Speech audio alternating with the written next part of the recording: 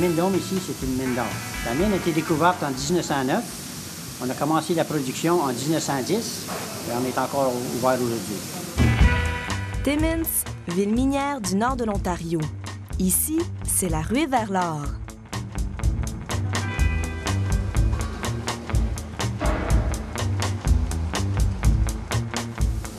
On a parti de la surface. On était dans un shaft qu'on appelle, une cage. On est descendu jusqu'au niveau 26. On a marché du long de la trappe. On est rendu ici.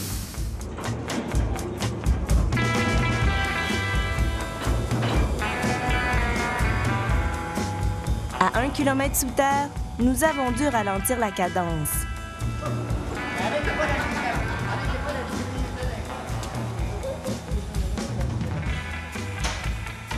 On prend la barre de fer, puis on fait juste cogner, voir s'il y a des petits morceaux de roche peut-être qui peuvent nous tomber sur la tête.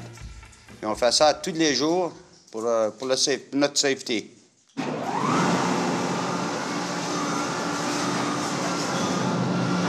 Ça prend combien de roches là, pour avoir une once d'or? Environ 7 à 8 tonnes de roche pour faire une once d'or.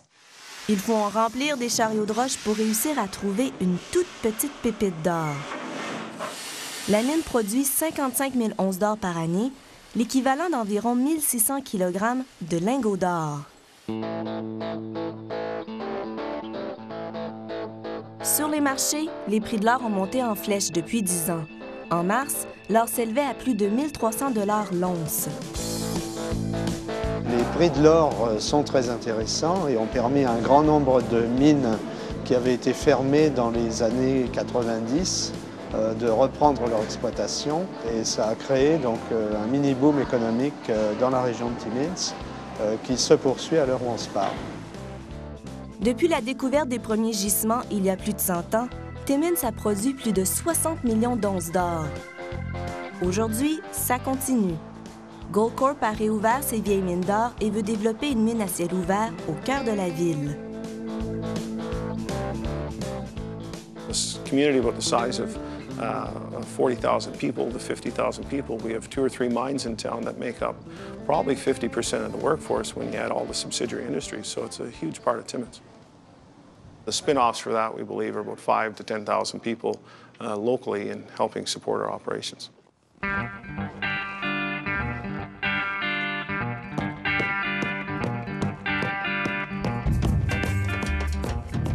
Il y a 90 compagnies d'exploration qui cherchent pour des richesses d'or dans notre région. Il y a aussi beaucoup de fournisseurs de services pour les opérations minières. Plus de 500 petites et moyennes entreprises profitent des activités minières dans le nord de l'Ontario. Notre compagnie, économiquement, c'est fait pour le minage. On veut le minage. On est dans l'entreprise de Mechanical. On prend soin des systèmes de chauffage industriels. On avait 3 employés, puis on est rentré jusqu'à 350. Ça nous fait un bon boom. Ils sont rares des hommes de talent. Ils sont là, mais on va les chercher assez loin. Et la demande de main-d'œuvre s'annonce encore plus grande. Ça, c'est bon! On estime de 60 à 90 000 le nombre de personnes qui sont en train de prendre leur retraite entre 2010 et 2017 dans l'industrie minière au Canada.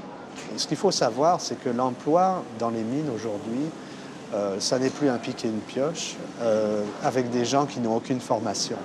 Et donc, on parle de plusieurs années de formation après le secondaire pour que les gens soient opérationnels dans le milieu minier. On travaille des chiffres de 10h30 tous les jours. Ça fait que, on descend ici, en dessous de la terre, à 7h, puis on remonte les environs de 5h15. C'est pas certain qu'on monte pour 5h30. Ça met du pain sur la table de notre famille. L'argent est bon, il faut qu'on dise ça.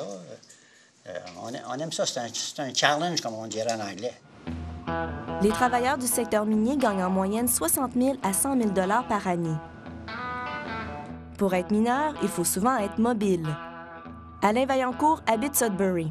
Après avoir travaillé au Nunavut, Il a maintenant un emploi à Timmins, à plus de 300 km de sa famille.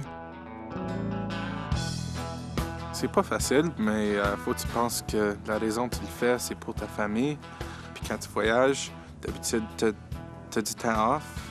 Puis j'ai une fille de 2 ans, so quand j'ai mon temps off, j'aime ça être à la maison, au chaud. Entre-temps, lorsqu'il travaille sous terre à Timmins, c'est dans ce campement qu'il habite. Le campement, c'est une division qu'on a ouverte, ça fait quelques années. Il y avait pas, le logement à Timmins, il est bien, bien rare. Il n'y en a pas beaucoup. En bâtissant des logements, ils se remplissent. Pour ceux qui recherchent un peu plus de luxe, le centre de villégiature Cedar Meadows a ajouté 5 chalets à son complexe hôtelier. 75 % de nos clients, c'est des gens d'affaires. Une grosse partie de ça, c'est le secteur minier. Si ça ne sera pas le secteur minier, on ne sera pas ici. J'ai 275 arbres, fait que j'ai du terrain à masse et tout services, fait qu'on peut agrandir, mais il faut faire attention parce qu'on va agrandir selon notre marché. La compétition s'installe. Des investisseurs convoitent l'idée d'ouvrir de grandes chaînes d'hôtels. Timmins pourra profiter du boom minier et de la hausse des prix de l'or pour combien de temps? On s'attend à ce que la période de hausse de prix actuelle atteigne facilement les 30 à 35 ans. Celle-ci va se prolonger tant que la Chine, l'Inde et d'autres pays émergents n'auront pas terminé leur cycle d'expansion actuel. Donc il y a encore de très beaux jours pendant de très longtemps.